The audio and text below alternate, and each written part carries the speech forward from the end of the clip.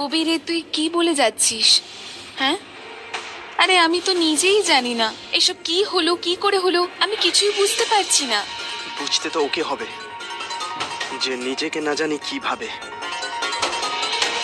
কদিন জেলের হাওয়া খেলে না সব বুঝতে পেরে যাবে। তুমি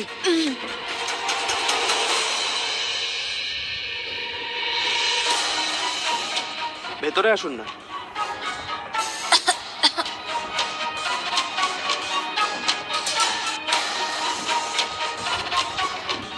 এখন কেমন আছে? ডাক্তার কি বললো? আপনি আবার কষ্ট করে এখানে আসতে গেলেন কেন? আমি তো আছি, আপনি যান প্লিজ। না কবির, এখন তোমার বাড়ি যাওয়া উচিত। দেখো, আমি জানি যে তোমার বোনের জন্য চিন্তা হচ্ছে, কিন্তু এটা ভুলে যেও না যে তোমার স্ত্রী রয়েছে যে বাড়িতে তোমার জন্য অপেক্ষা করছে।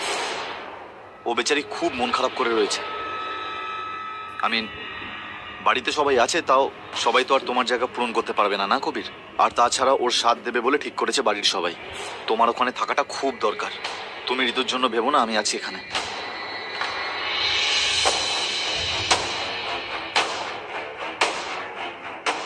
কেমন আছো ঋতু?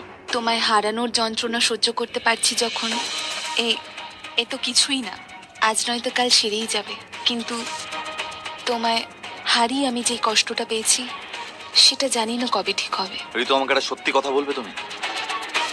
এটা কি সত্যি যে পরিণীতা তোমাকে মারতে চেয়েছিল?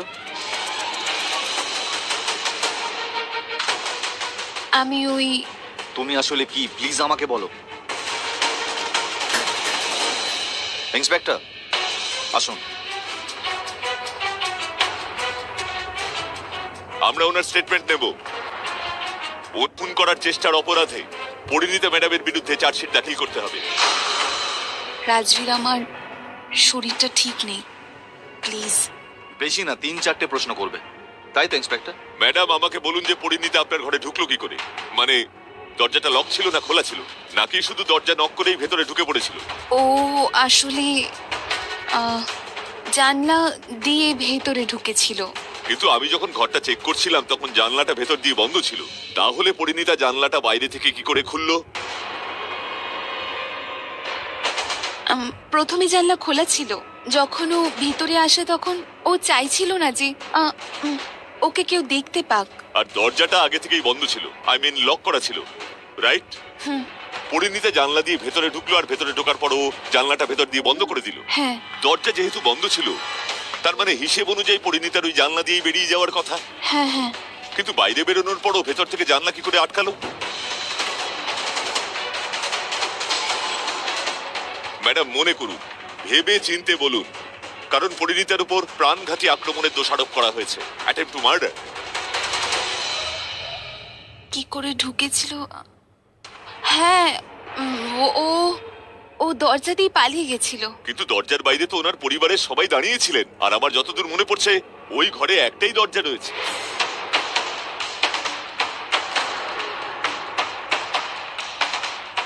ইন্সপেক্টর, আমার মনে হয় আজকের জন্য এটুকুই যথেষ্ট। ঋতুর শরীরটা এরপর আরো খারাপ হয়ে যাবে। বাকি স্টেটমেন্ট আপনি কাল রেকর্ড করে নেবেন প্লিজ। ঠিক আছে মিস্টার রাজবীর, কিন্তু আমরা এখনো পরিণীতার বিরুদ্ধে চার্জশিট বানাইনি। আমরা ওকে বেশি দিন জেলে আটকে রাখতে পারবো না। আই আন্ডারস্ট্যান্ড, কিন্তু এখন একে ছেড়ে দিন। চলো।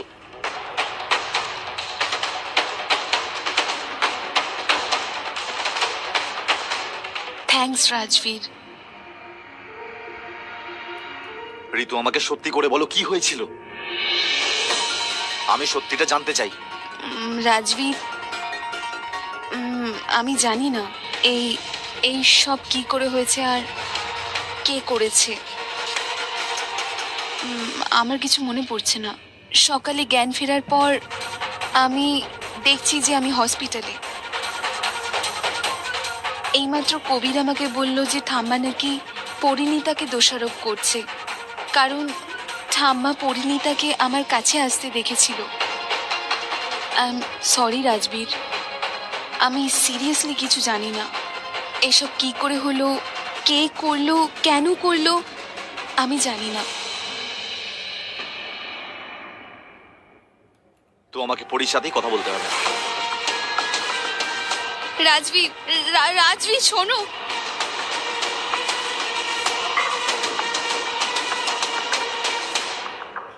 এসব কি ধাঁধা বলে গেল সৌদামিনী? সম্পর্ক এমন যে সবার মনে পায় স্থান। যেই পরিবারে চায় আনির সুখ সম্পত্তির বাঁধ, সূক্ষ্ম সুতোয় বাঁধা, তবু ভাঙা সহজ নয়। নিজের লোককে ভালোবাসে তবু তাকে পরাই বলা যায়। এটা কি ধরনের ধাঁধা? ও আলতু ফালতু ভুলভাল কিছু বলে গেল না তো? কি করি আমি? আমাকে আমাকে যদি এর উত্তর খুঁজতে হয় তাহলে এখান থেকে বেরোতেই হবে। আর এই পুলিশগুলো তো আমাকে কিছুতেই বেরোতে দেবে না। এখন সৌদামিনী যদি কিছু করে ফেলে তো? কিন্তু বিপদ হওয়ার আগেই আমাকে উত্তর খুঁজে বের করতেই হবে। কি করি আমি?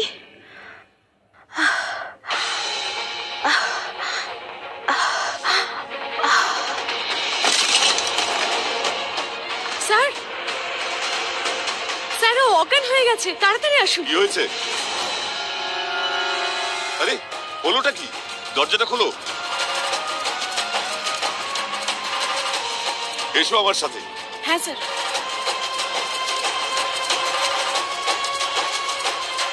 স্যার, ও তো অজ্ঞান হয়ে গেছে। ওকে হসপিটালে নিয়ে চলো এক্ষুনি। তাড়াতাড়ি চলো।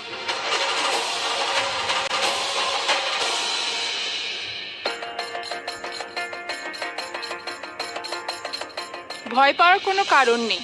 বিপি লো হওয়ার জন্য মাথা ঘুরে উনি হয়তো পড়ে গেছেন। ওনাকে এখানে আন্ডার অবজারভেশনে থাকতে হবে। সরি ডক্টর, আমরা ওনাকে হসপিটালে বেশিক্ষণ রাখতে পারবো না। ওনার বিরুদ্ধে গুরুতর অভিযোগ রয়েছে। উনি একজন আসামি। হ্যাঁ, কিন্তু সবার আগে উনি একজন মানুষ, আর উনি অসুস্থ। আর যদি ওনাকে এখান থেকে নিয়ে যান আর ওনার কিছু হয়ে যায়, সব দায় আপনার। শোনো, তুমি এখানে থাকবে, আরো দুজন কনস্টেবল পাঠিয়ে দিচ্ছি। ডাক্তার ছাড়া কেউ যেন এই ঘরে না ঢোকে। Okay sir. Be alert, okay? Yes sir.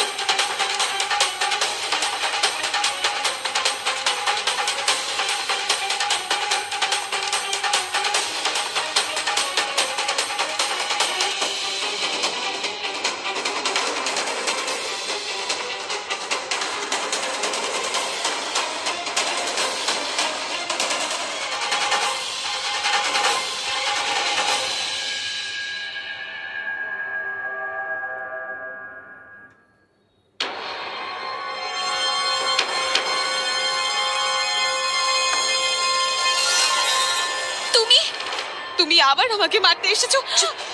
আমি আগেও তোমাকে মারিনি আর এখনো তোমাকে মারতে আসিনি। তোমার কোনো ক্ষতি করতে আসিনি আমি এখানে। কিন্তু ঠাম্মা, আমি আমি আমি তোমাকে বলেছিলাম আমাদের বাড়িতে শয়তানের আত্মার ছায়া আছে। সেদিন তো আমি তোমাকে বলেছিলাম। আমার মনে হয় ওই আত্মাটা ঠাম্মিকেও হুমকি দিয়েছে এসব বলার জন্য। আত্মাটা রাজবীরকেও কবজা করেছে। শয়তান আত্মা? হ্যাঁ, আমি তো এটাই জানি না তুমি হসপিটালে কখন এলে, কি করে এলে। আমার কিছু মনে নেই। আমি তো তখন রাগের মাথায় নিজের ঘরে ছিলাম, কিন্তু হঠাৎ আলো জ্বলতে নিভতে লাগলো, তো আমি ভাবলাম শর্ট সার্কিট হয়েছে। আর আমি যখন ওটা বন্ধ করতে যাই তখন হয়তো শক লেগেছিল কোনো আমার। শক টক লাগেনি তোমার। এগুলো সব ওই শয়তান আত্মাটার কাজ। ওই আত্মাটা তোমার শরীরে ঢুকে গিয়েছিল আর তাই তুমি নিজেই নিজেকে মারতে যাচ্ছিলে। এসব ওর জন্য হয়েছে। আরে ঋতু, ঋতু, ঋতু,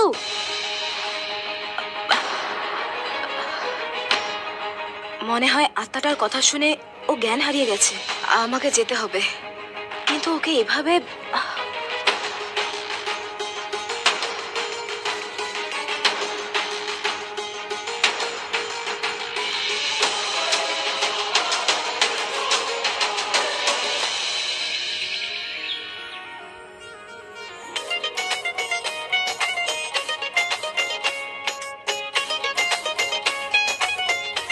এই নে, সুখে থাক মা। যদি ছেলে হয় তাহলে নাম রাখবি কৃষ্ণ, আর মেয়ে হলে রাধা।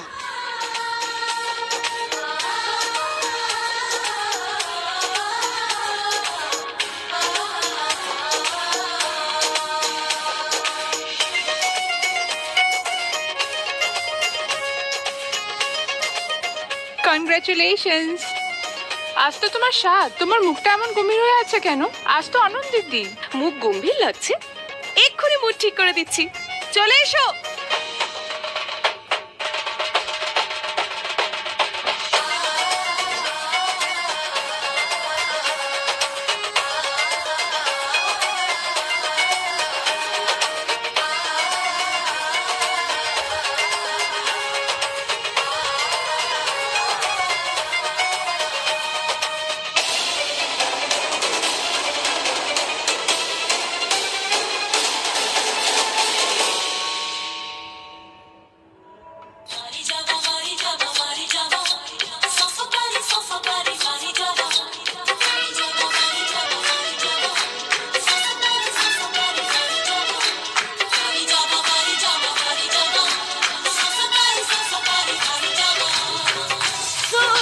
सिंगार करके गोदी भराई ले, सोना सिंगार करके गोदी भराई ले, सैया सैया सैया सैया सैया सखी बहुत अब छोट को खिलाई ले, सोना सिंगार करके गोदी भराई ले, सोना सिंगार करके। কোন সম্পর্কের কথা বলছিল সৌদামিনী? সূক্ষ্ম সুতো, নিজের হয়েও পর, কার কথা বলছে? আমরা যখন স্পটে পৌঁছই তখন গাড়িটা ছিল কিন্তু কোনো ড্রাইভার ছিল না। ইন্সপেক্টর, পরিণীতা কোথায়? আমি দেখা করবো। আগে ওনার শরীরটা হঠাৎ খারাপ হয়ে যায়, তাই হসপিটালে অ্যাডমিট করতে হয়েছে। উনি এখন সেখানেই আছেন। হসপিটালে? আগে হ্যাঁ।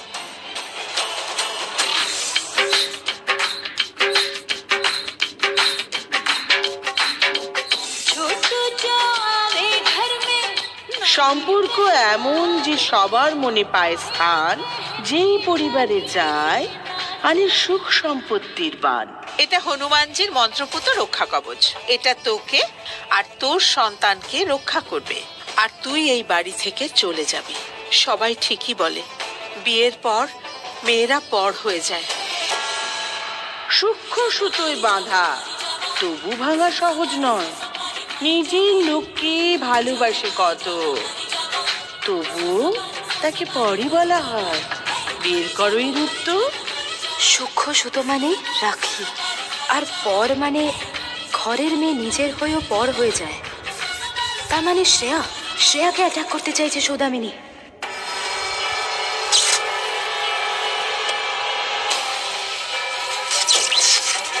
এক মিনিট, কেউ ভয় পাবেন না, আমি দেখছি কি হলো। কিন্তু হঠাৎ লাইটটা নিভে গেল কেন? ছোটু, আমার মনে হয় ফিউজ উড়ে গেছে। বেডরুমে গিয়ে দেখ, যা তাড়াতাড়ি। চল বিক্রম। হ্যাঁ চল। কি হয়েছে শ্রেয়া? এখানে এখানে একজন মহিলা ছিল, উনি আমার প্রাণ বাঁচিয়েছেন। না হলে এই তারটা আমার গায়ে পড়তো আর আমার শক লাগতো, আর আমি জানি না কি হতো আমার। কে ছিল শ্রেয়া? জানি না, একজন মহিলা ছিল। কোথায় গেল? আজ উনি আমার কোল আবার ভরে দিল বৌদি।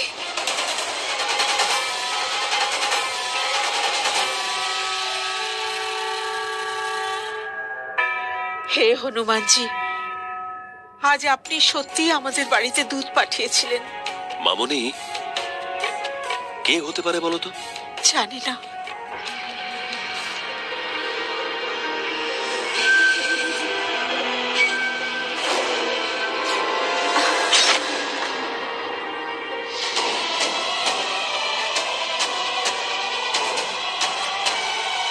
কি হলো, চমকে গেলে না ভয় পেলে? তুমি আমার ভাবছো না তো আমি লক্ষ্যভ্রষ্ট হলাম? আমি সৌদামিনী, আমার নিশানা কখনো ভুল হয় না পরিণীতা। আমি শুধু ভয় দেখাতে চেয়েছিলাম। মৃত্যুর ভয় যে কি জিনিস সেটা বোঝাতে চাইছিলাম। এটা বোঝাতে চাইছিলাম যে সৌদামিনী যে কোনো সময় যে কোনো ভাবে তোমাকে মারতে পারে, এটাই বোঝাতে চাইছিলাম। আর একটা কথা আমি খুব ভালো করেই জানি যে তুমি খুব চালাক মেয়ে। আমি যে তোমায় ধাঁধাটা দিয়েছিলাম সেটা তো তুমি চুটকি মেরে সমাধান করে ফেলবে আর ছুটবে তোমার ননদকে বাঁচানোর জন্য।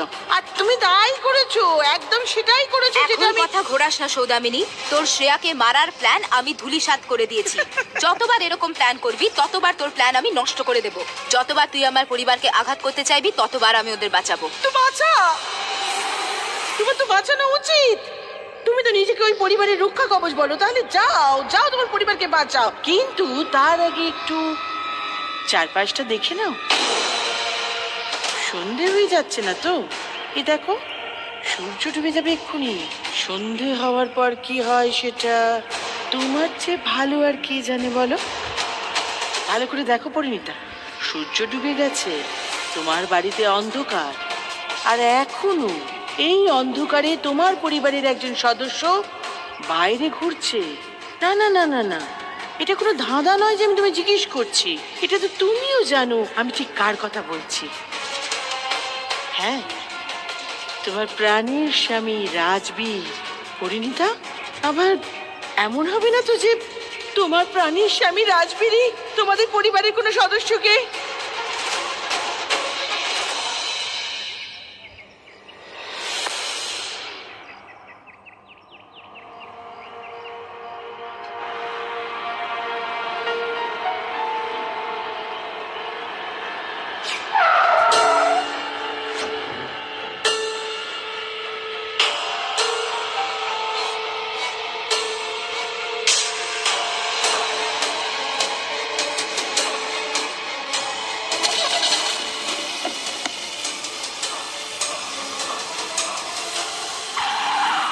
কি?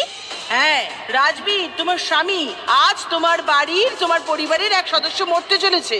চিরদিনের জন্য পৃথিবী থেকে বিদায় নিতে চলেছে একজন।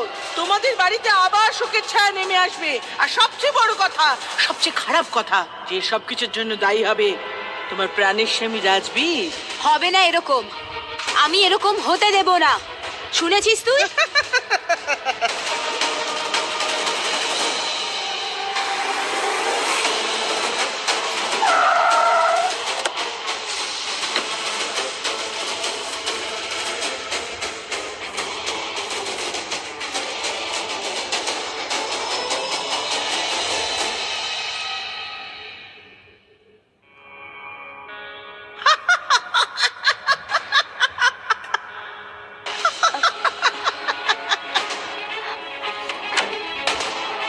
দরজা, কেউ আছে? কেউ আছে? এই কেউ আছে? এই জানলা দরজা সব সব কি করে বন্ধ হয়ে গেল? সব জানলা দরজা বন্ধ হয়ে গেছে। এই বন্দি দশা থেকে তুই মুক্তি পাবি না পরিণীতা। এবার তুই কিচ্ছু করতে পারবি না, তুই কিচ্ছু করতে পারবি না, কিচ্ছুই পারবি না। খোলো, কেউ দরজা খোলো, কেউ আছে? দরজাটা খোলো।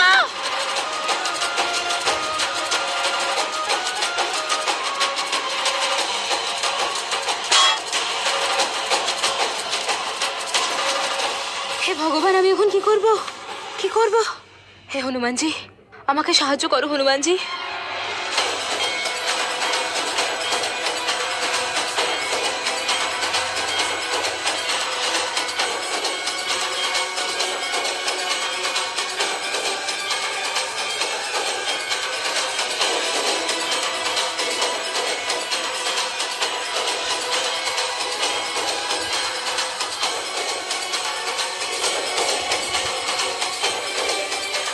জয় বজরংবলী। আরে রাজবীর, আমরা কোথায় যাচ্ছি সেটা তো বল। কাকু, তুমি আমার সাথে এসো, আমি সব বলছি, তুমি ওঠো গাড়িতে। সব ঠিক আছে তো? হ্যাঁ, সব ঠিক আছে।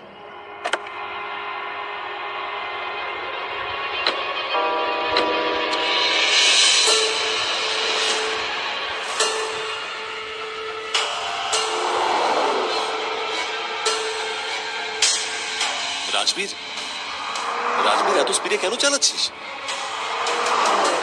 বাবা আস্তে, সাবধানে চল বাবা। তোকে এত চিন্তিত দেখাচ্ছে কেন? সব ঠিক আছে তো? রাজবীর, ঋতুর কিছু হয়নি তো? রাজবীর আস্তে চালা বাবা, আমি সিট বেল্টে বেঁধে নি।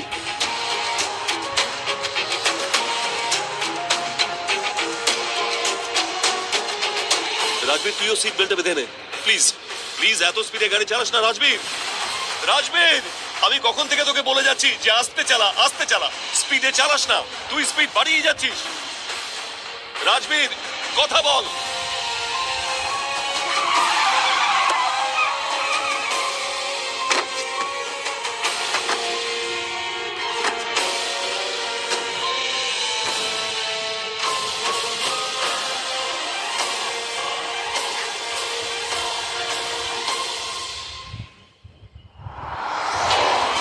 হে বজরংবলী, বজরংবলী, জয় বজরংবলী, বাঁচাও, বাঁচাও আমাকে।